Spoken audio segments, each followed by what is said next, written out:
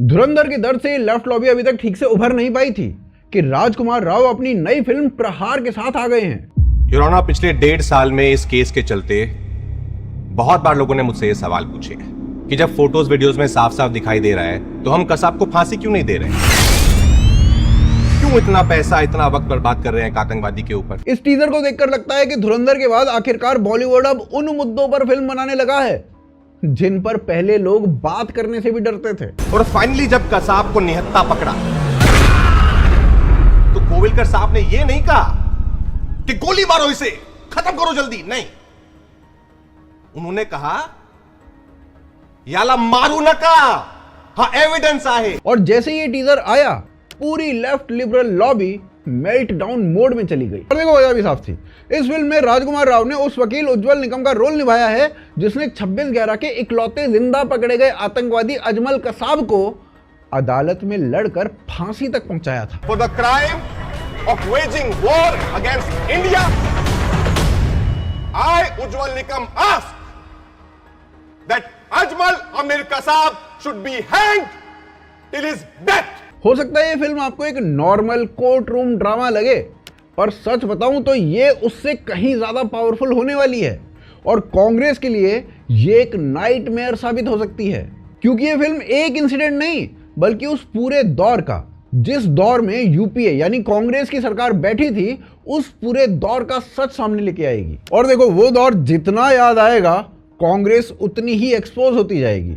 और ये मैं हवा में बात नहीं कर रहा हूं, 26/11 कोई ऐसे ही अचानक नहीं हो गया था, इसके पीछे कांग्रेस सरकार की सालों की लापरवाही थी। हमले से पहले यूएस बार बार इंटेलिजेंस भेज रहा था कि मुंबई पर समुद्र के रास्ते हमला हो सकता है। ऐसे 26 अलर्ट्स जमा हो चुके थे, लेकिन बावजूद इसके बहुत बड़ी इंटेलिजेंस फेलियर हो गई और इसी लापरवाही की वजह से 10 आतंकवादी एक छोटी सी बोट में बैठकर सीधे मुंबई के सीने में उतर आए। 10 आतंकवादी देश की फाइनेंशियल कैपिटल में घुस चुके थे और किसी को भनक नहीं थी। और जब हमला शुरू हुआ तब लीडरशिप का असली चेहरा सामने आ गया। उस वक्त के होम मिनिस्टर शिवराज पाटिल, वो एक दिन में कई बार सूट बदलते हुए दिखे। जब लोग ताज और ओबरॉय में मर रहे थे ना, तब हमारे उस समय के होम मिनिस्टर सूट बदलने में बिजी थे। प्रधानमंत्री मनमोहन सिंह उस पूरे मंजर में बिल्कुल चुप रहे, जैसे कुछ हुआ ही ना हो। और जिस एनएसजी कमांडो को भेजा गया, वो फैसला ना इतनी देर से लिया गया कि 10 आतंकवादियों से मुंबई को खाली कराने में पूरे 4 दिन लग गए। दुनिया की कोई भी थोड़ी सी भी गंभीर सरकार होती ना तो ये काम कुछ घंटों में निपटा लेती, पर हमें 4 दिन लगे भाई साहब। लेकिन असली गेम तो इसके बाद शुरू हुआ। कसाब इस हमले में जिंदा पकड़ा गया, उसे मारा नहीं गया बल्कि पकड़ा गया, ताकि उसके जरिए यह साबित हो सके कि ये भगवा कलावा जो उसने पहना हुआ है ना, वो कोई हिंदू नहीं है बल्कि पाकिस्तान से आया एक आतंकवादी है जो मुसलमान है। लेकिन बावजूद इसके कांग्रेस की गवर्नमेंट क्लूलेस थी। इवन दिग्विजय सिंह, वो तो कांग्रेस के सबसे बड़े नेताओं में से एक थे, वो उस समय 26/11 आरएसएस की साजिश ये बुक प्रमोट करने में लगे हुए थे। इवन राहुल गांधी क्लेम कर रहे थे कि हिंदू टेररिज्म लश्कर तैयबा से बहुत ज्यादा डेंजरस होता है। अब जरा सोचिए, जिस लश्कर ने अभी मुंबई में 166 लोग मार दिए हैं, उससे बड़ा खतरा कांग्रेस के युवराज अपने ही देश के हिंदू उनको बता रहे थे। और दूसरी तरफ देखिए कि उसी कसाब को बचाने के लिए क्या क्या हुआ।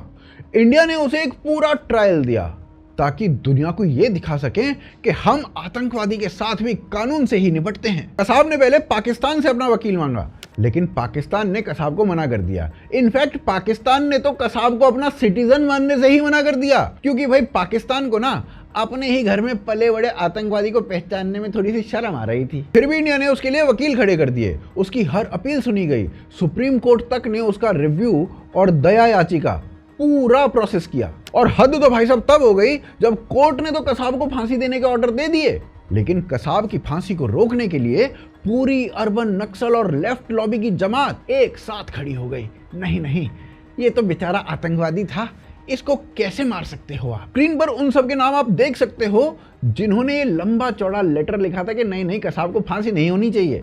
और इतना ही नहीं, इवन अटैक के बाद भी इंडिया ने कुछ नहीं किया।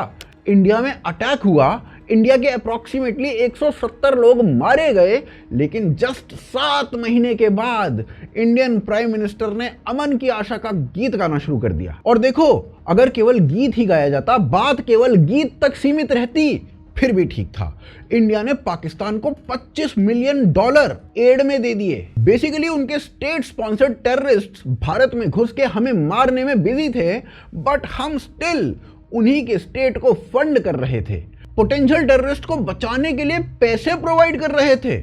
और यही रीजन था कि 2004 से 2014 के बीच 8000 से ज्यादा निर्दोष इंडियंस बस टेररिज्म की भेंट चढ़ गए। से लिस्ट जाती रहती।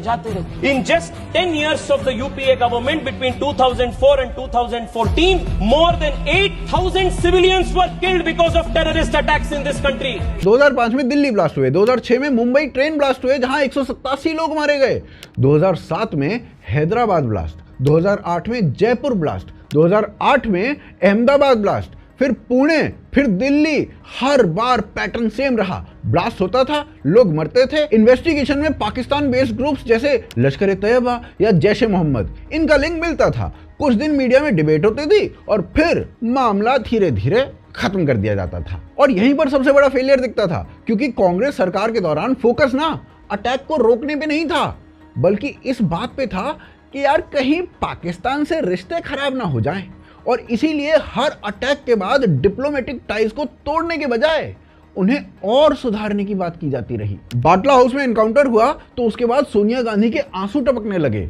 उसका इमोशनल रिएक्शन ना इसी कंफ्यूजन को और साफ करता है। यहां साफ काउंटर टेरर एक्शन के बाद भी सिंपैथी का नैरेटिव बन जाता है भाई साहब।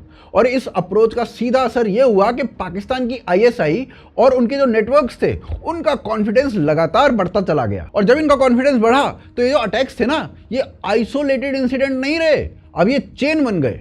और ये सब तो टेरर इंसिडेंट्स थे। कांग्रेस गवर्नमेंट ने तो हमारे डिफेंस में इतने करप्शन कर दिए कि उसका कोई जवाब ही नहीं है। उस टाइम पे डिफेंस रिलेटेड डील एक के बाद एक घोटाला बनते चले गए।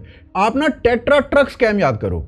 जो ट्रक टाटा या अशोक लेलैंड 16 से 18 लाख में आराम से दे सकते थे, वही ट्रक्स फौज को 1-1 करोड़ में बेचे गए। इतना ही नहीं, जो जैक बाजार में 3000 में मिलता है, वो फौज के लिए 30,000 में खरीदा गया। खुद फौज के चीफ वीके सिंह ने यह कहा था कि उन्हें 14 करोड़ की घूस की ऑफर हुई थी इस डील को क्लियर करने के लिए। और ये तो बस एक डील थी। वीवीआईपी नेता के लिए अगस्ता वेस्टलैंड हेलीकॉप्टर के सौदे में करोड़ों की दलाली के आरोप लगे थे, जिसकी चार्जशीट में बड़े बड़े कांग्रेसी नेताओं के नाम थे। मुंबई में आदर्श सोसाइटी की वो जमीन जो कारगिल के बलिदानियों के परिवारों के लिए थी, उसमें नेता और बाबू अपने अपने फ्लैट हड़प कर बैठ गए थे। और इस सब के ऊपर कांग्रेस के डिफेंस मिनिस्टर एके एंटनी, वो अपनी नाकामी को ये कह के छुपा रहे थे कि अंडर डेवलप्ड बॉर्डर, यानी बिना सड़क वाली सीमा, डेवलप्ड बॉर्डर से ज्यादा सुरक्षित होती है। Undeveloped border is more safe than developed border. क्योंकि भाई साहब चाहते थे कि देश का फंड देश की आर्मी और बॉर्डर पर इन्वेस्ट करके बर्बाद थोड़ी करना है। ये सब तो बकवास चीजें होती हैं। और इसी नेग्लिजेंस का जो नतीजा था वो ये था कि उस दौर में देश चारों तरफ से घाव खाता रहा। पाकिस्तान सीमा पर आकर हमारे जवानों के सर तक काट के ले जाता था। और नक्सली वो दंतेवाड़ा जैसे हमलों को कर देते थे, जहां पर हमारे जवानों को भून ही दिया जाता था। और उसके बाद भी कोई कसर बचती थी ना, उसे ये अर्बन नक्सल और लिबरल्स ये पूरा कर देते थे।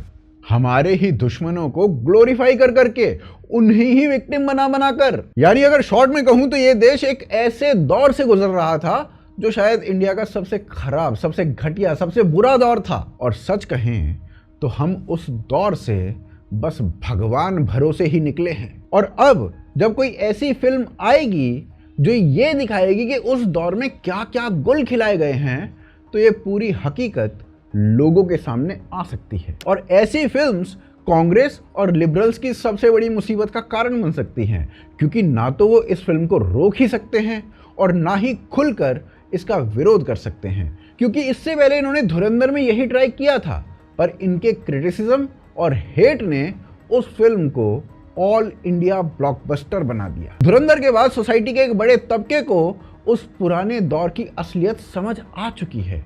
और अब जब ऐसी ऐसी और कोई फिल्म आएंगी, कांग्रेस नंगी होती रहेगी।